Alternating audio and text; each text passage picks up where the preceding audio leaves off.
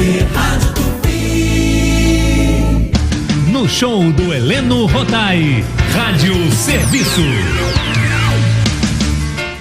Às 11h29 no Rádio Serviço Saúde Especial de domingo, mais uma vez a participação do grande médico endocrinologista, chefe do Serviço de Clínica Médica do Hospital Federal dos Servidores do Estado, meu amigo e grande tricolor, Dr. Silvio Provenzano. E vou receber também, para minha alegria, a médica, ginecologista, obstetra e vice-presidente do CREMERGE e da Sociedade de Ginecologia e Obstetrícia do Rio de Janeiro, doutora Célia Regina da Silva. Hoje vamos dar início à nossa série sobre gravidez, falando sobre pré-natal. Bom dia, doutor Silvio, bom dia, doutora Célia. Bom dia, Heleno, aquele beijo para a família Tupi. E hoje um beijo especial para a Rádio Tupi. 25 de setembro de 1935. Foi o dia em que esta rádio foi ao ar pela primeira vez e preenchendo, né, os lares, eu não diria nem que da família carioca, né? Hoje vai mundo afora. Verdade. Então agradecer a essa rádio, o espaço sempre tão generoso que me foi dado, a você o carinho, e desejar que continue com essa estrada de sucesso, podendo evidentemente trazer informações precisas. E agradecer a minha amiga, doutora Célia, professora Célia Regina Silva, uma pessoa por quem eu tenho assim uma admiração muito grande, e falar de um assunto que eu diria que é um dos marcos da vida dela. Pré-natal, gente, é tudo aquilo que precisa acontecer antes de um nascimento de um ser saudável. É fundamental. E para falar da importância desse assunto, quem melhor que a Célia? Bom dia, Célia. Bom dia, Silvio, bom dia, Heleno, bom dia, família Tupi. E hoje também eu quero mandar um abraço. Para essa coroa enxuta de 87 anos que é a Tupi, né? Tá pois com tudo em cima. Isso aí. Um abraço para o enfermeiro João, que acompanha lá nossas pacientes na maternidade escola, e é um professor da Faculdade de Enfermagem da UFRJ, da Escola Ana Néria, tradicional Ana Néria. Pode fazer a primeira pergunta, doutor. Vamos lá, Célia. Qual é a periodicidade pré-natal? São aquelas consultas que o obstetra faz na mulher que está grávida. Eu tenho um conceito muito particular, né? Eu acho que, na verdade, a mulher deveria pensar na gravidez antes dela pensar em fazer o neném. E você certamente vai ter oportunidade de falar um pouco sobre isso. Mas como é que é feito isso? Numa primeira consulta, a mulher sai com 246.722 exames. É um monte de exame, né? Qual é a importância dela fazer esses exames? É fundamental o que você colocou. Aquela mulher que pretende engravidar, ela deve se preparar para tal. Então, nós hoje preconizamos, se ela quiser engravidar pelo menos 3 meses antes, ela deve começar esse preparo, falar com o ginecologista. Existem exames que deverão ser feitos, avaliar a glicemia, ver a pressão arterial, ver se não é portadora de nenhuma infecção sexualmente transmissível, ver se a sua prevenção do câncer de colo está em dia. Feito isso, ela também tem que avaliar se a caderneta de vacinas dela também está em dia, a prevenção da hepatite, todos esses dados antes de engravidar. Bem, ela também tem que fazer uso, se possível, e os postos de saúde fornecem o ácido fólico, que previne em 70%, olha, em 70% os distúrbios, as alterações que podem ocorrer em relação ao sistema neurológico dessa mulher. Daí, rapidinho, não devia começar a tomar o ácido fólico no momento que ela pensa em ter um filho, ou só já pode começar depois que ela sabe? Ela tem que começar antes, né? Antes, por quê? A formação neurológica da criança se dá antes dela saber que está grávida. Em torno de 21, 27 dias iniciais daquela gestação. Então ela nem sabe, ainda não ocorreu aquele atraso menstrual. Então, não ocorrendo atraso, ela não sabe, não está usando ácido fólico, e aí ela pode ter defeitos do tubo neural, alterações neurológicas que podem comprometer a formação daquela criança. O pré-natal tem que ser iniciado o mais breve possível. Teve o atraso menstrual, fez o teste na unidade de saúde, começar de imediato, porque cada mês nós teremos uma observação daquela mulher e daquele concepto que está em formação. Exames específicos, exame de sangue, detectar anemia, detectar alterações da glicemia se houver. E aí vem um detalhe que ninguém melhor do que Silvio, que é endocrinologista, muitas mulheres se enganam. Eu tive um caso agora na maternidade escola que eu fiquei muito triste.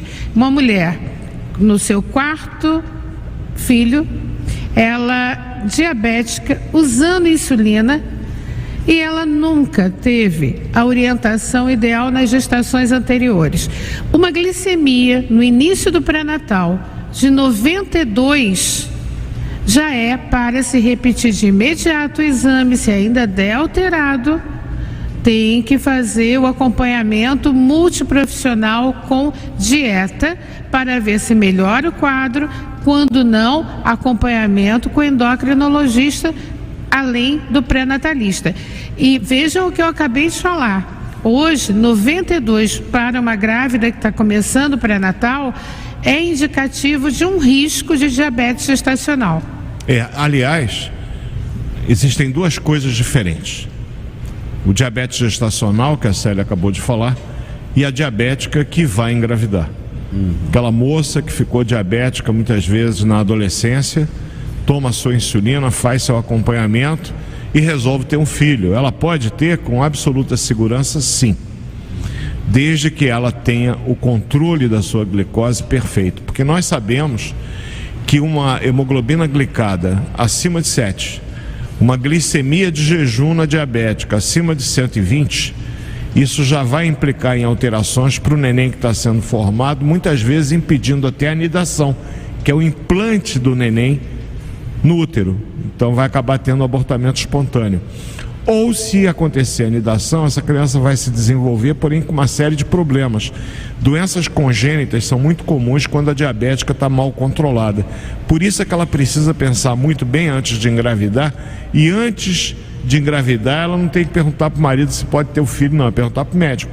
Doutor, eu estou com a minha glicose, minha hemoglobina glicada, que eu quero ter um neném. Para ele, inclusive, dizer, olha, o momento é esse, olha, vamos aguardar um pouco.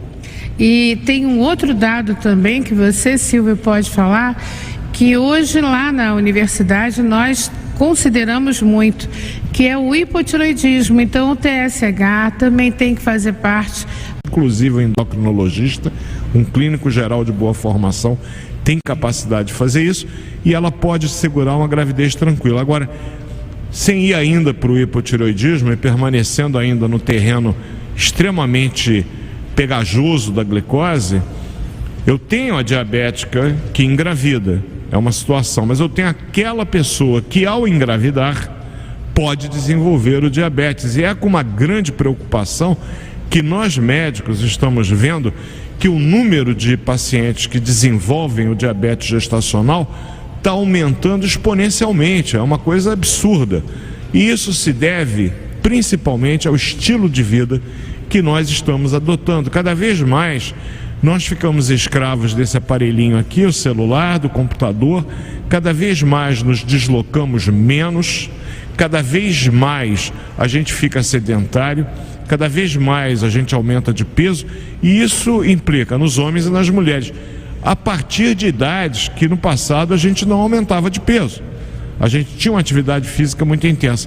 Hoje a moça, no que casou, já ganhou 3 quilos. Fácil. Já volta da lua de mel com 3 quilos. Não tem aquela atividade que a gente recomenda. O aumento de peso em função dos hormônios que a mulher secreta abundantemente durante a gravidez, graças aos quais, inclusive, ela pode permitir dar à luz. Eles aumentam a glicose. E aí, a doutora Célia, no pré-natal, começa a perceber pequenas alterações da glicemia que já são um indício de que o diabetes gestacional está surgindo. E olha, quando surge o diabetes gestacional e ele não é reconhecido e obviamente tratado, quem paga o pato é o neném, mas a mulher também, né, Célia? Sem dúvida, sem dúvida. Lá na universidade, nós temos um ambulatório de transtorno endócrino metabólico, justamente por isso. O que é esse ambulatório? São aquelas mulheres que são detectadas no posto de saúde com obesidade, levando a hipertensão, levando a quadros de diabetes, e também aquelas mulheres que passaram por cirurgia bariátrica. Sim. E que engravidam. A cirurgia bariátrica pode levar várias deficiências que vão influenciar no desenvolvimento da criança. Cada etapa da gravidez, aquela criança tem um determinado sistema sendo desenvolvido que depende de alguns nutrientes, que são básicos para a formação final daquele concepto que vai impactar na vida futura, na vida adulta daquele bebê que está sendo formado. Então, o pré-natal é de fundamental importância, sem contar um outro fator, que é o fator idade materna.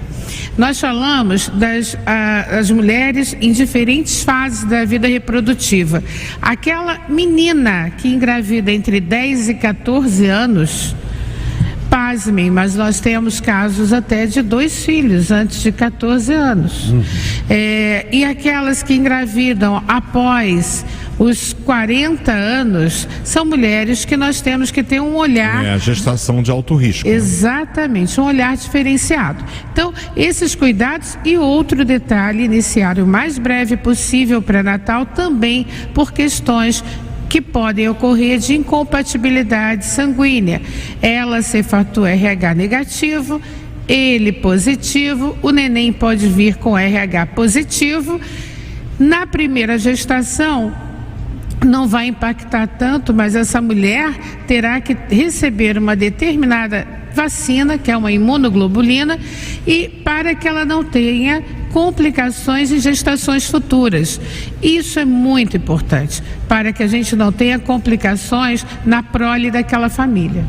Um outro dado importante, além dessa questão do fator RH, que é uma preocupação e que no pré-natal pode ser detectado e já orientado para evitar problemas futuros, é que em função desse estilo de vida, né, Célia, as pessoas estão ficando cada vez mais hipertensas.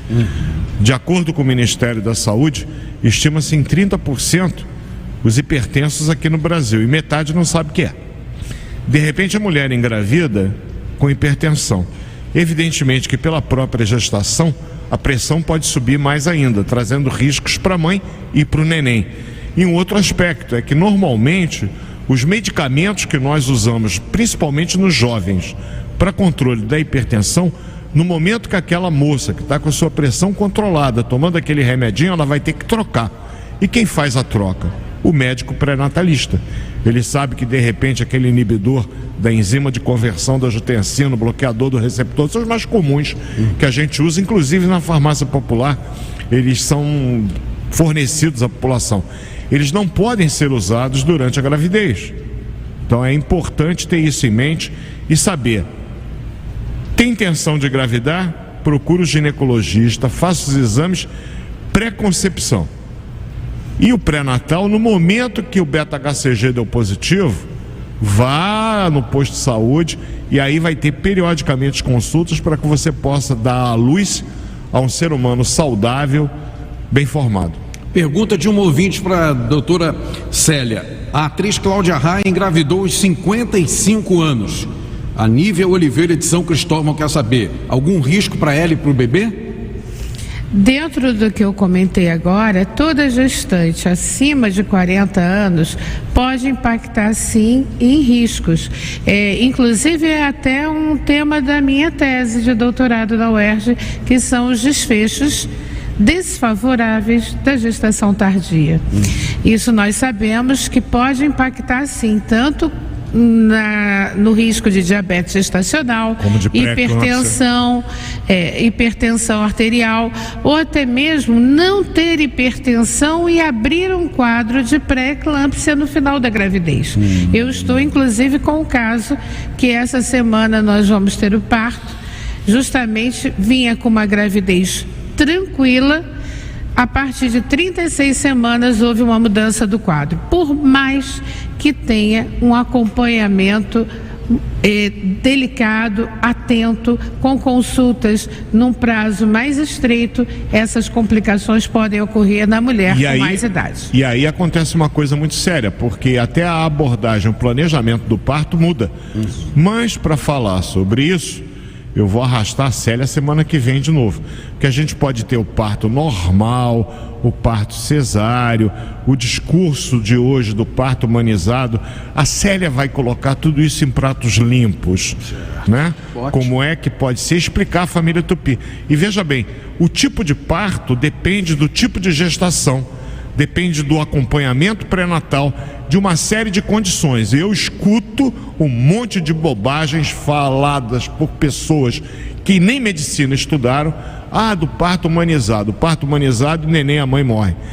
Parto humanizado sempre, com amor e com carinho, mas acima de tudo, à luz da ciência. Perfeito. Então, no próximo domingo, daremos continuidade a essa nossa série. Agora, uma respostazinha, por favor, doutora, rápida, que a gente está em cima da hora aqui. Pergunta da Rosilene Carneiro: se a criança que tem o coração parado dentro do útero, mas sobrevive, pode ter problemas psicológicos ou algum outro problema no futuro? Essa pergunta eu não entendi. Eu também não entendi. Coração parado no útero? O que ocorre é que muitas vezes a criança rapidamente durante o trabalho de parto pode apresentar o que a gente chama de uma bradicardia extrema. O batimento vai quase a zero. E aí rapidamente temos que interromper essa gravidez com uma cesárea de urgência, e dependendo da idade gestacional e o preparo que nós temos que fazer muitas vezes, é necessário um acompanhamento neurológico dessa criança. Entendi. Mas cada caso é um caso. Perfeito. Então, agradecer a participação da doutora Célia, do doutor Silvio, e a gente continua com essa série na semana que vem. Aproveitando aqui, quem está ligadinha com a gente, mandando beijos para todos, é a nossa amiga psicóloga, doutora Ana Queiroz. Beijão, minha amiga, um bom domingo. Ana, querida, você sempre junto dos nossos acompanhamentos, tanto lá na maternidade escola como na clínica privada. Um beijo grande para você, um beijo para a família Tupi. Até semana que vem. Obrigada, Helena, obrigada, Silvio e Regina. Muito obrigado, doutor Silvio. Até domingo que vem, amigão. Até domingo que vem, um beijo para Ana, e lembrando que eu vou receber as críticas já. E semana passada, quando vocês ouviram ao invés, tá errado, né, Santoro? É em vez. Um abraço, Santoro, ele tá lá ouvindo, só anotando tudo. Um abraço, 11h46. Show do Heleno